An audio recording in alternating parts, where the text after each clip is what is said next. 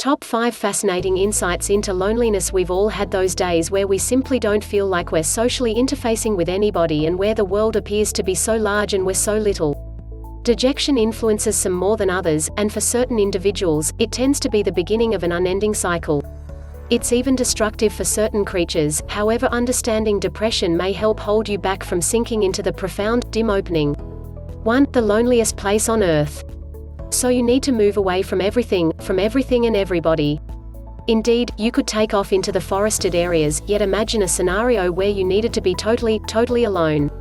What's the loneliest place on Earth? Point Nemo. On the off chance that you can arrive, is the point on the globe that is farthest away from any earthbound creature. It's in the South Pacific, between Mar Island off the shoreline of the Antarctic, Motu Nui close to Easter Island, and Ducie Island, an uninhabited island toward the north. Point Nemo, named for the Jules Verne character, was just found in 1992, when satellite innovation was at last adequate to permit us to precisely plan coastlines and graph exactly what point was equidistant from every one of them. The fact of the matter is 2,300 kilometers (1,450 miles) away from every one of the islands, making it the loneliest place on Earth. It's forlorn to such an extent that it's dicey anybody has ever even been there. Nobody had ever been to Mar Island until it was found during the 1940s. There's surely no simple method to Point Nemo, and there's not something to be found there regardless of whether you made the outing. There's not so much as a signal or a float, simply more perpetual sea and really being distant from everyone else. 2. Feeling lonely versus social isolation. Human is exceptionally social animals. We've generally depended on one another to endure. That dependence on others makes characterizing dejection something precarious. As per considers done by University College London, there's a major contrast between being desolate and being socially disconnected. It's just when you begin to take a gander at depression with regards to how socially associated we are that you perceive how abstract an inclination it truly is. There are individuals that can live miles from anybody, have little contact with their family, and not be desolate, while others can live on a bustling road, consistently meet for family suppers, have companions they see consistently, and still feel lonely. That all gets much more interesting when you take a gander at it with regards to the old. At the point when analysts needed to discover which was conceivably more perilous, being desolate or being detached, they took a gander at 6,500 people matured 52 and more established and appraised them dependent on their danger of death throughout the span of 12 years. They at last reached the resolution that social disengagement was conceivably more risky than simply feeling desolate. At the point when they took a gander at social separation, they could anticipate designs in well-being and prosperity that reports of depression didn't permit them to. Eventually, the investigation found that regardless of whether you're forlorn, keeping up social associations was important for long-haul well-being. 3. Homesickness. Pining to go home is a specific sort of forlornness we feel when we're away from home. For certain individuals, it very well may be devastating. While it's assessed that around 70% of individuals who move away from home experience the ill effects of it here and there, for a more modest rate, a keenness to visit the family can mean sinking into the dim pit of despondency that they can just slither out of with assistance. The most extreme cases can accompany alarm assaults, a sleeping disorder, bad dreams, and complete withdrawal from the environmental factors that are new and totally unsettling. Homesickness is unquestionably the same old thing, by the same token. It's portrayed in Homer's Odyssey, yet it was possibly officially given a name when it was utilized to depict the sensations of depression and yearning that Swiss fighters got when they were a long way from home.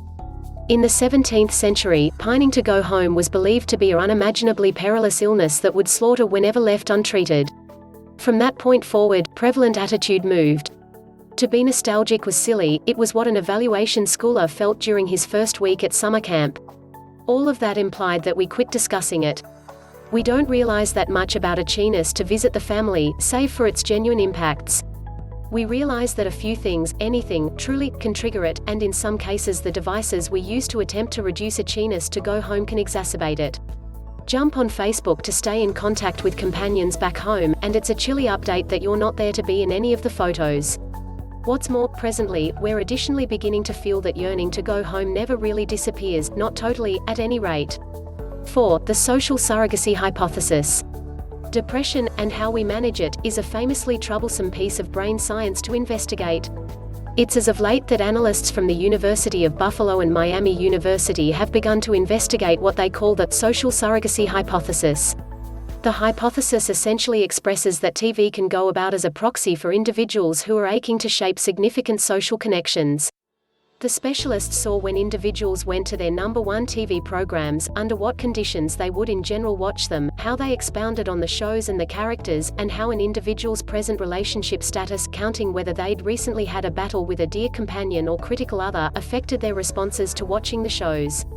They found that individuals who were forlorn, had quite recently encountered a hit to their confidence, or had been in a contention were wanting social communication that could be supplanted with something many refer to as a parasocial relationship.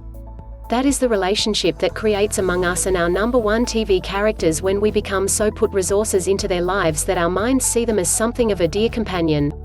We stress over them, we hold back to discover what occurs straight away, and we think about it all literally. The more desolate we are, the more grounded that association, and the more probable we are to be fulfilled by these uneven connections. 5. Brains of lonely people work differently. It's been indicated that the cerebrums of desolate individuals are noticeably not the same as the minds of the individuals who don't experience the ill effects of ongoing loneliness. An minuscule examination led by the University of Chicago zeroed in on individuals whose responses to a survey recognized them as socially segregated and forlorn. At the point when these individuals were demonstrated pictures of others having a ball, there was less movement in the piece of the cerebrum that regularly responds to prizes and delight.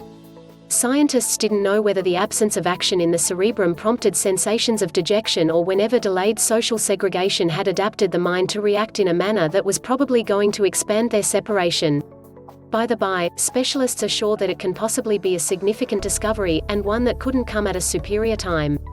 With more individuals having progressively more modest families, it's assessed that the quantity of individuals living alone will keep on climbing. Realizing exactly how our cerebrums are modified may go far in assisting the individuals who with enduring constant loneliness has likewise been appeared to affect how we measure cold temperatures. Overall, a lot colder than those that were gotten some information about a period they were remembered for a gathering setting. Analysts additionally ran another test where a gathering of individuals played catch, for certain individuals being barred more than others. Those that were prohibited were bound to incline toward hot beverages after the game. This recommends that we pick a hot cup of tea or espresso, or our number one chicken soup, due to a very strict virus feeling we get from separation. Specialists proceed to express that they speculate this connection structures in us during earliest stages, where infants partner warmth with social association. If you liked the video, please don't forget to subscribe.